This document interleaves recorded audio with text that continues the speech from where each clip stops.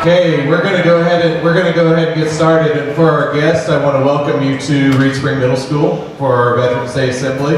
And hopefully, I know a lot of our kids have worked a lot of time on this, put a lot of time in this, and our teachers, those that have helped with this, have done a great job. So hopefully you'll enjoy this. Students, we've talked a lot about every assembly. We talk about different purposes, and there's some that we're loud and excited, and there's some that we're paying attention and respectful. So make sure that you understand the purpose of today's assembly and be respectful to those people that are, those kids and high school students that are performing for us today. So all throughout the year we talk about character words. We talk about respect. We talk about being self-disciplined. We talk about different things. And at one time during the month during the year, one of our months is patriotism. And today we want to, part of us teaching the students and expecting them to show these words that we've chosen is them understanding these words too. So hopefully today we'll allow them to understand this a little bit better. For those of you that are veterans here today, we want to thank you for your service, for your courage and bravery, and we want to take this time.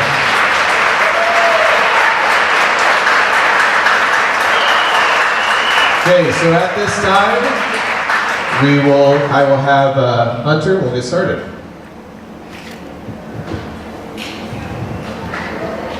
Welcome to the Reed Spring Middle School presentation of What is Patriotism. We hope you enjoy.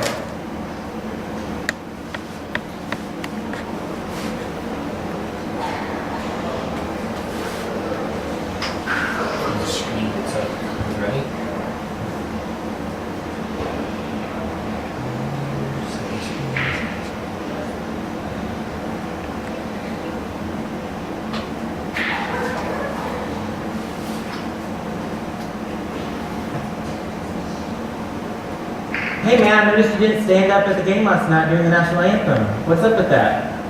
I don't know, I just didn't really feel like it. Well, don't you know why we stand? No, not really. Do you know what the words mean to the Pledge of Allegiance? No. Well, it helps us to be patriotic. Oh, well, I guess I really just haven't thought much about it. Well, maybe you should.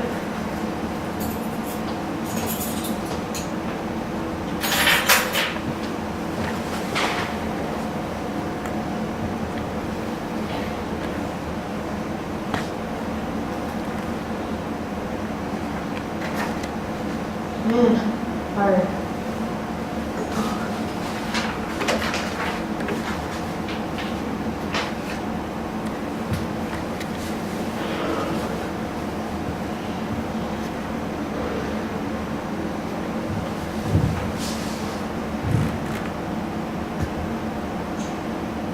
Who are you?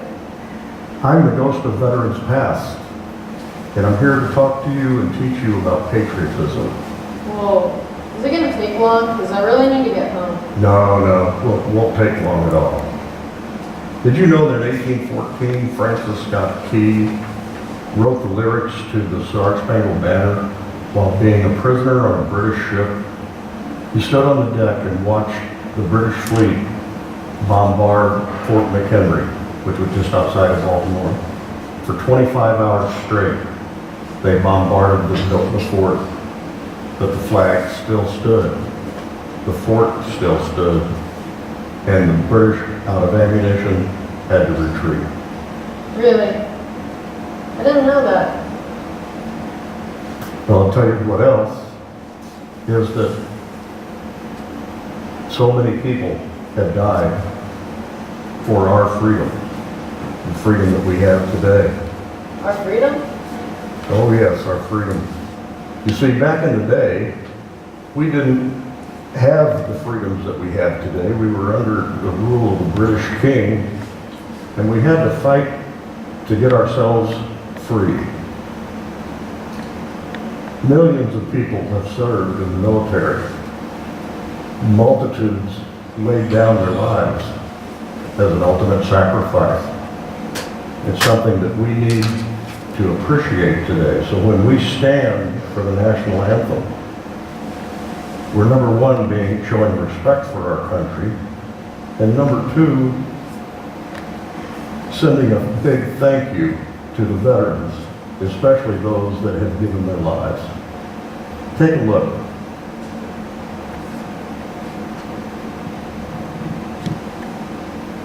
Three teens were arrested today for defacing the Kensington Park War Memorial overnight. The destruction includes painted messages against the military and the war in the Middle East.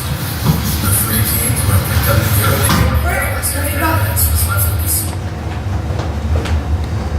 Grandpa, something wrong? Some people sure have short memories, and those who are too young to know need to be taught. Come on, I want to show you guys something.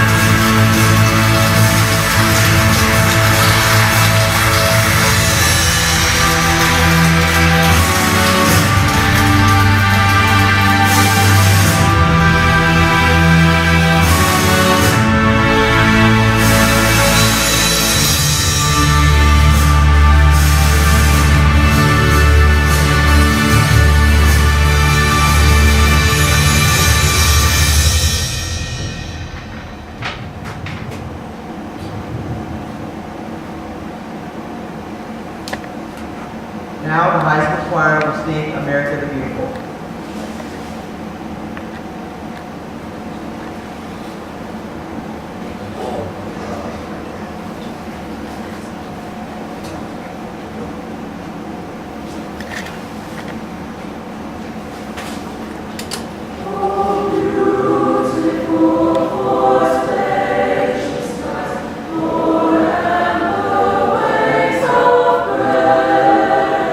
For good woman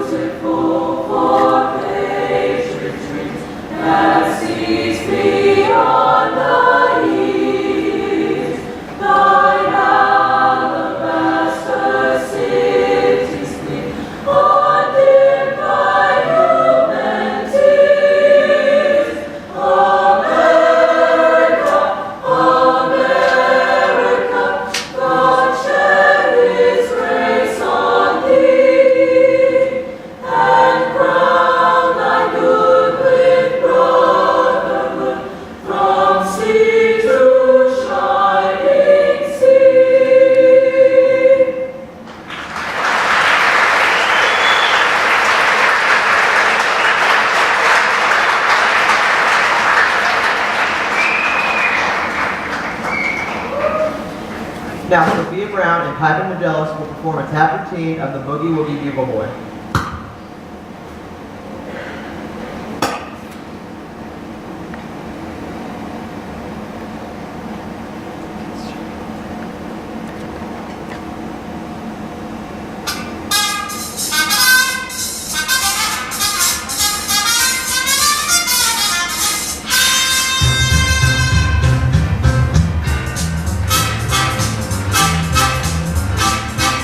He was a famous drummer down on Chicago way. He had a book style no one else could play. He was a common man at his craft. But then his number came up and he was gone to the track. He's in the army now, a long reveille. He's the boogie woogie bugle boy coming at me. He's all the bugle for his Uncle Sam. He really brought him down because he could not jam. The captain seemed to understand. Because the next to the cap went out and dragged the band. And now he's coming us when he gets reveille. He's the boogie woogie bugle boy coming at me. He goes eight to the bar. Boogie rhythm, can't go nowhere unless the bass and guitar is playing with him. And the company jumps and leaves the reveille. He's the boogie woogie bugle boy coming at me. He was some boogie woogie bugle boy coming at me. Big bass, boogie woogie bugle, he was busy as the place to be. He made it coming and jumping eight to the bar. He's the boogie woogie bugle boy coming at me. And I'm a Julia, he goes eight to the bar. Can't go on for bass and guitars with him. And somebody just to leave his reveille. He's the boogie woogie bugle boy coming at me.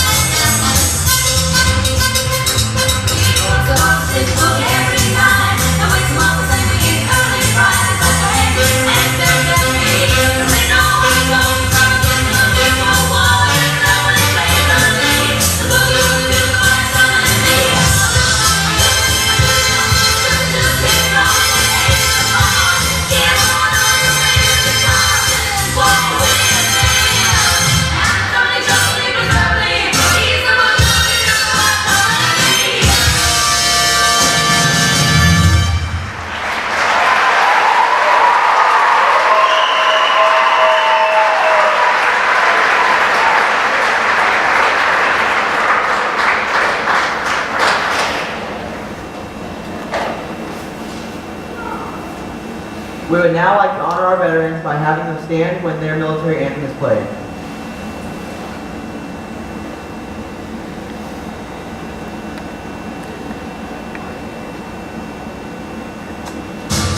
Army.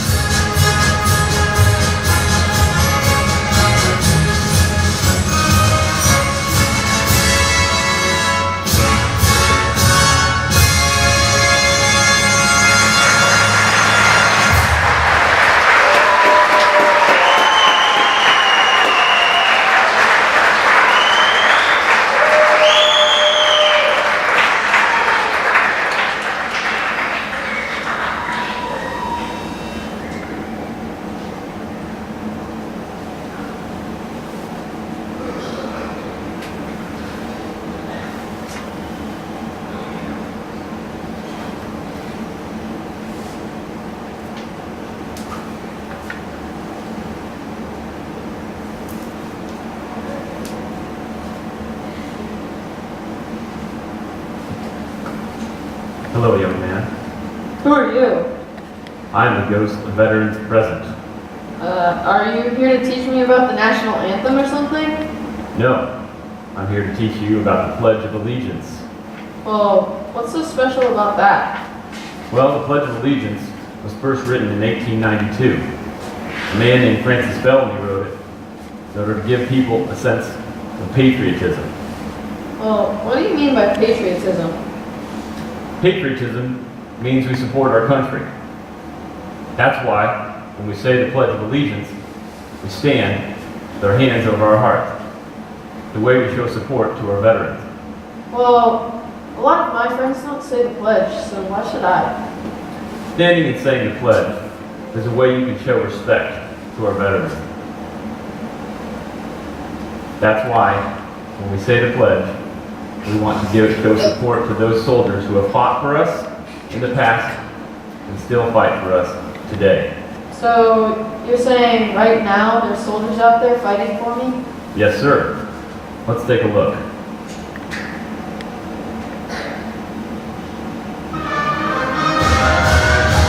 Stars and Stripes, Old Glory, the Star-Spangled Banner, nicknames for our American flag.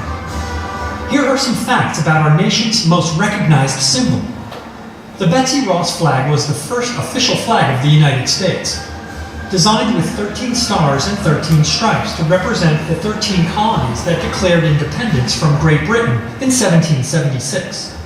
While legend says Betsy Ross designed and sewed this flag, most historians think the designer was Francis Hopkinson, a delegate from New Jersey who was one of the signers of the Declaration of Independence.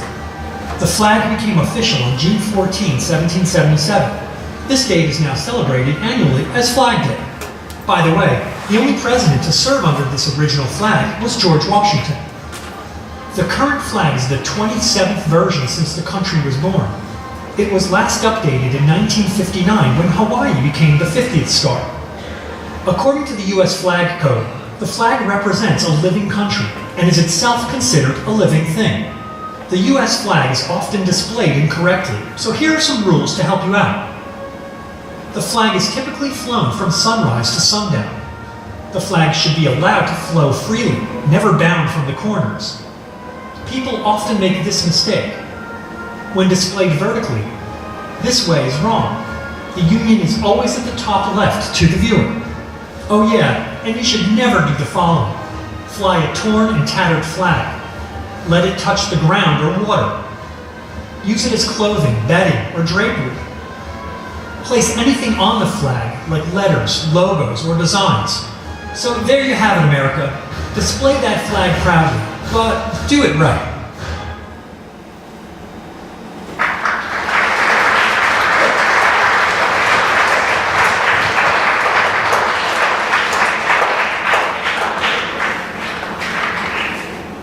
Now welcome to the new Red Skeleton Hour.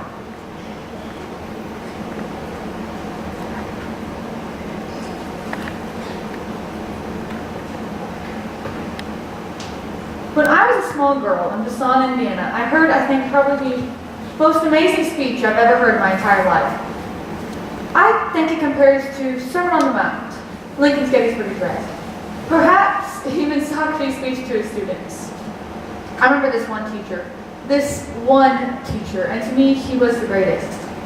A real sage of my time. He had such wisdom. I remember this one day, we had just finished reciting the Pledge of Allegiance, and Mr. Laswell, that's what his name was. Well, we had just finished reciting the Pledge of Allegiance, and Mr. Laswell, had called us all together. And he said, boys and girls, I've been listening to you recite the Pledge of Allegiance all semester now, and it would appear to be quite monotonous to you. I think this could be that you don't know the meaning of every word. And so if I could, boys and girls, I would like to recite unto you the Pledge of Allegiance with the definition for each word. I, me, an individual, a committee of one, pledge to give my worldly goods to without self-pity, allegiance, my love, and my devotion to the flag, our standard, Old Glory. Wherever she waves, there is respect, because your loyalty has given her the dignity to shout that freedom is everyone's job. Of the united, which means we've all come together, states, individual communities that come together to form 50 great states. 50 individual communities, each filled with pride and dignity and purpose, all separated by imaginary boundaries. You're brought together with a common cause. And that's love for our country of America and to the republic, the sovereign state in which power is entrusted to representatives chosen by the people, and where the people are the government, and the leaders do not lead the people, people lead the leaders, for which it stands, one nation, meaning so blessed by God, under God, indivisible, incapable of being divided, with liberty, the right to live one's own life without fear, threats, or any sort of retaliation, and justice, the principles and qualities of dealing fairly with others, for all, which means, boys and girls, it's as much your country as it is mine. And so if I could, I would like to hear you recite the Pledge of Allegiance one more time.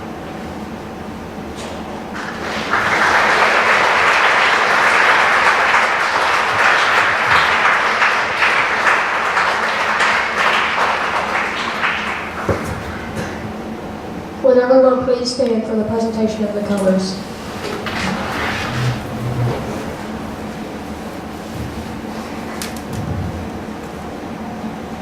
Color guard attention. Color guard forward march.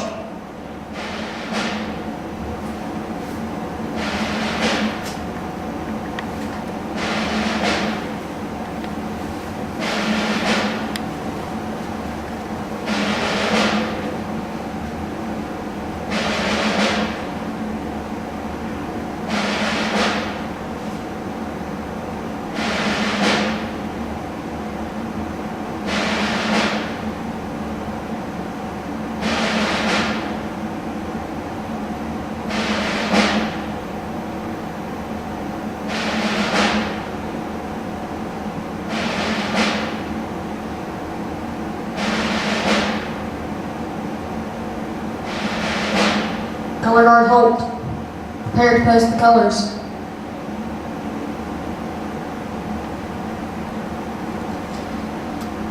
Post the colors.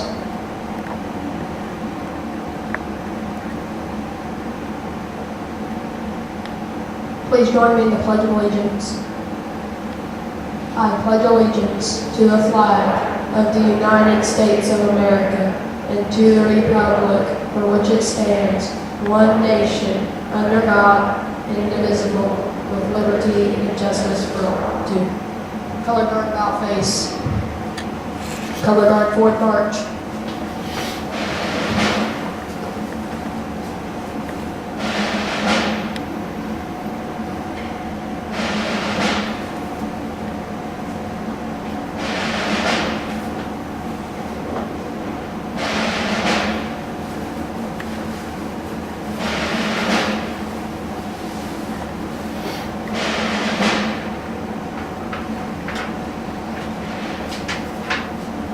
Color guard hold.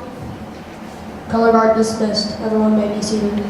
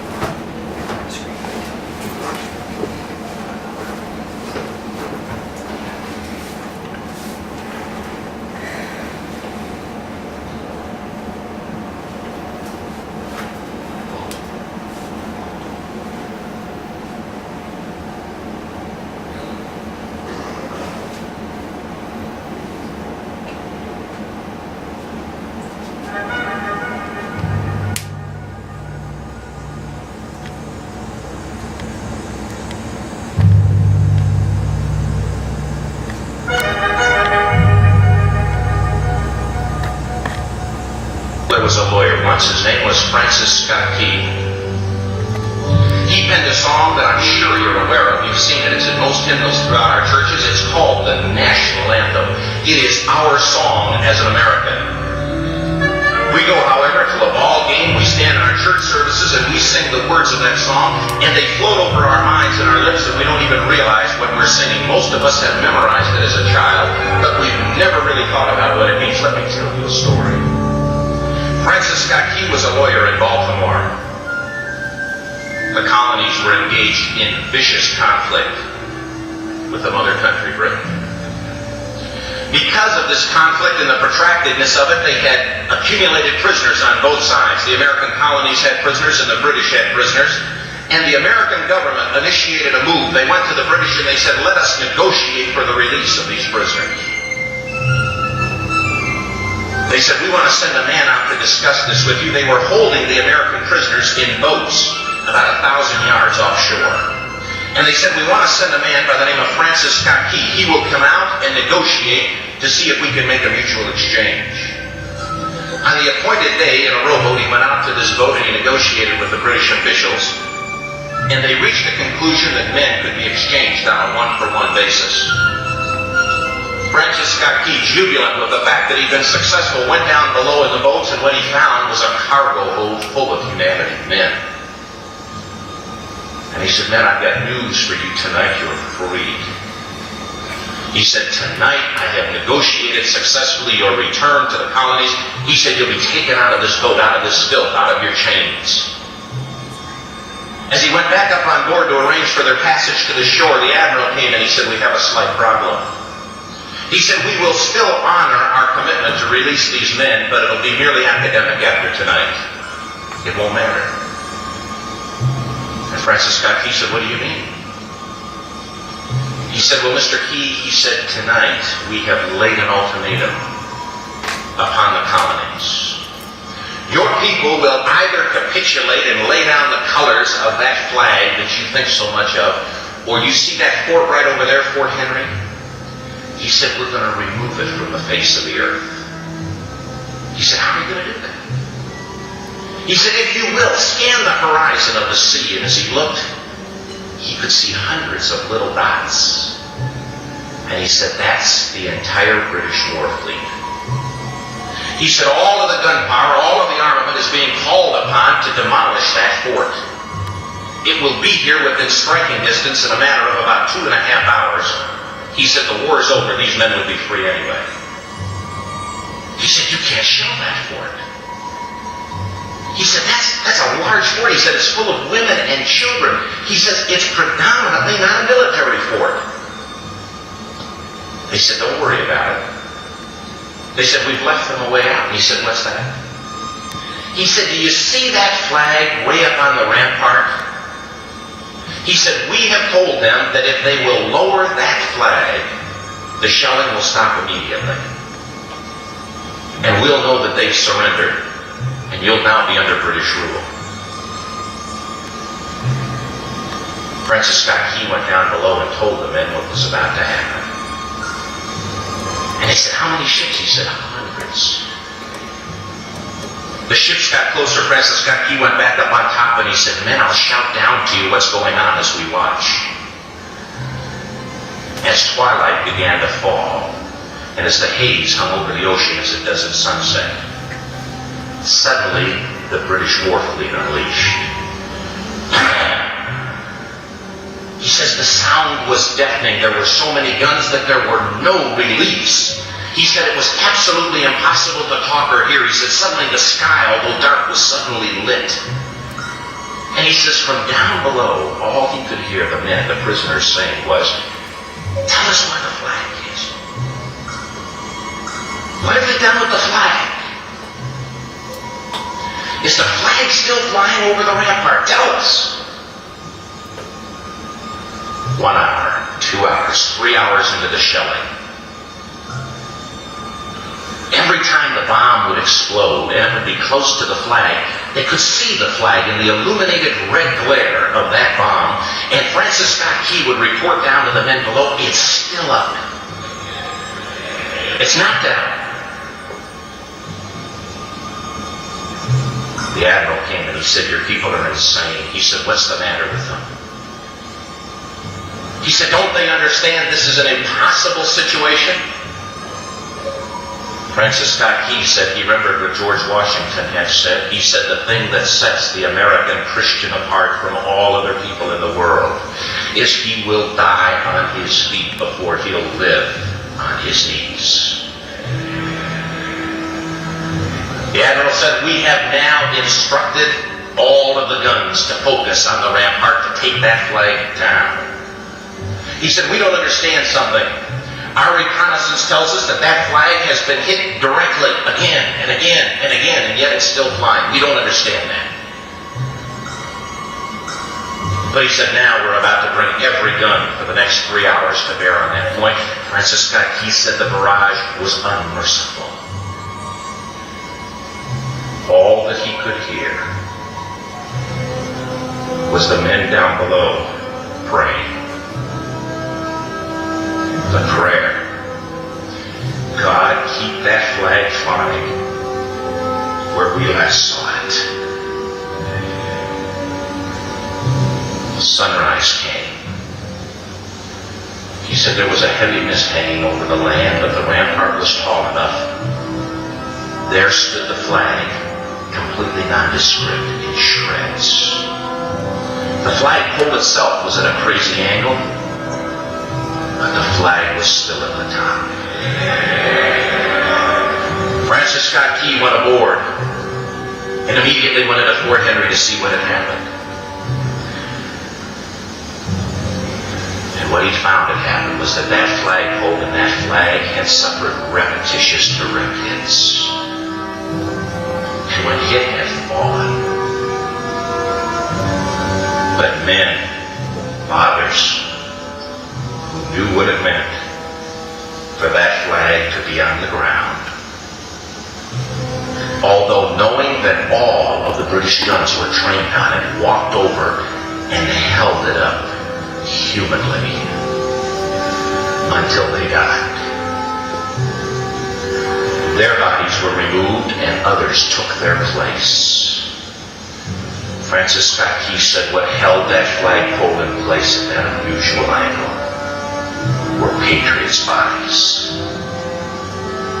He penned a song, "Oh, say can you see by the dawn's early light what so proudly we hailed at the twilight's last gleaming?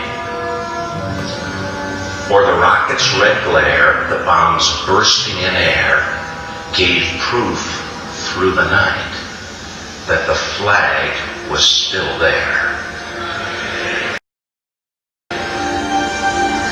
Oh, say, does that star-spangled banner yet fly and wave o'er the land of the free and the home of the brave? The debt was demanded, the price it was paid.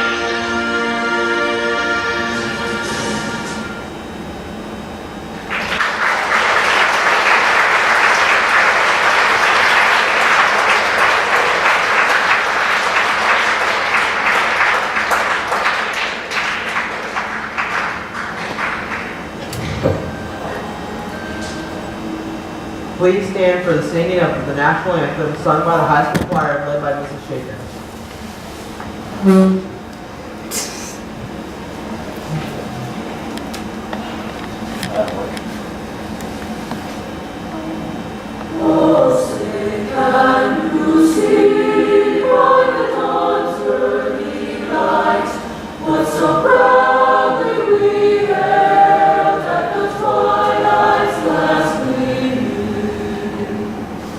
Whose broad stripes and bright stars through the perilous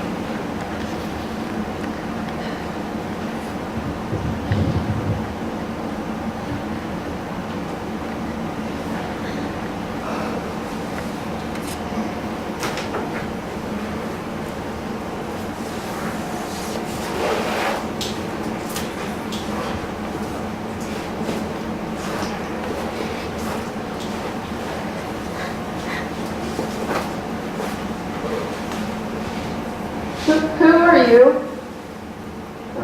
Are you a ghost or something? Like another one? Are you supposed to, like, do something with these buttons? Are you, like, a soldier from the future?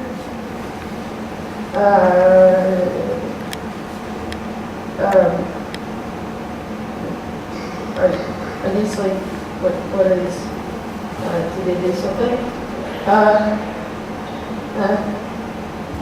Do you talk, like, I don't know, are you some weird robot thing?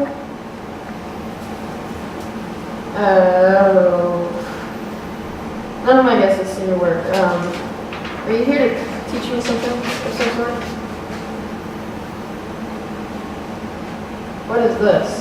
A world without patriotism and respect for our country.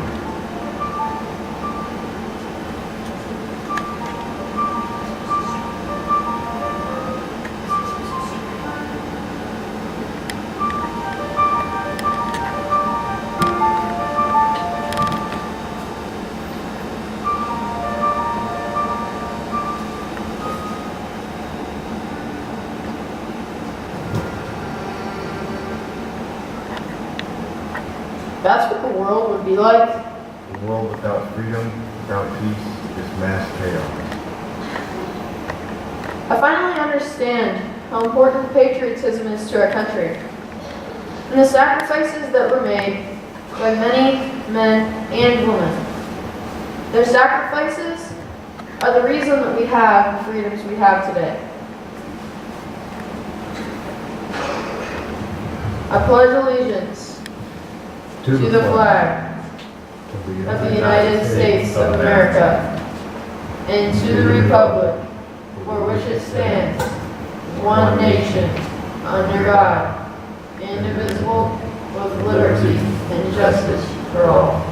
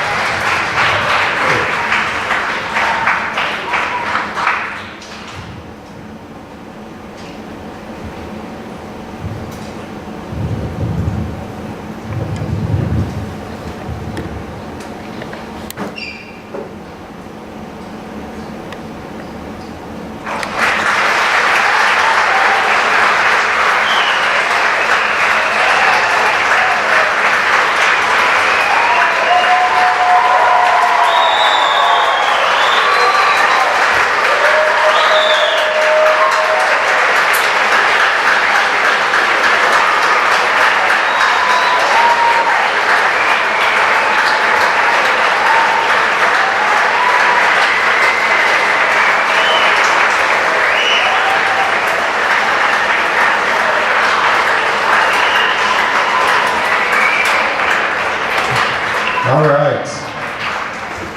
First of all, thank you and great job for those of you that participated and performed for us today. Those of you guests that attended today, thank you for coming. And we want to take this opportunity to say thank you to the veterans that are here today.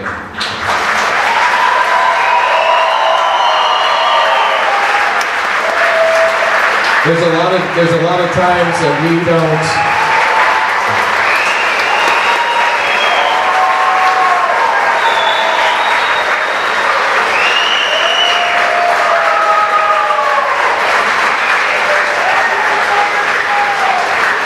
There's a lot of times that we don't thank you enough, but we do appreciate that. For those of you that are here, this has been a tradition that we've had at the middle school to do a Veterans Assembly for a long time. Unfortunately, in the past, we've had an auditorium that really just holds our students. So now, we have this beautiful space that holds more people than just our students. So if you appreciated the message and the show today, I want to encourage you to invite others next year. We tried to get the word out the best we could. Sometimes it's hard to get information out to everybody. The best way of doing that is word of mouth, and especially for those of you that appreciated and enjoyed what you saw today. So next year we'll do it again, same time, same place. How's that sound? Okay?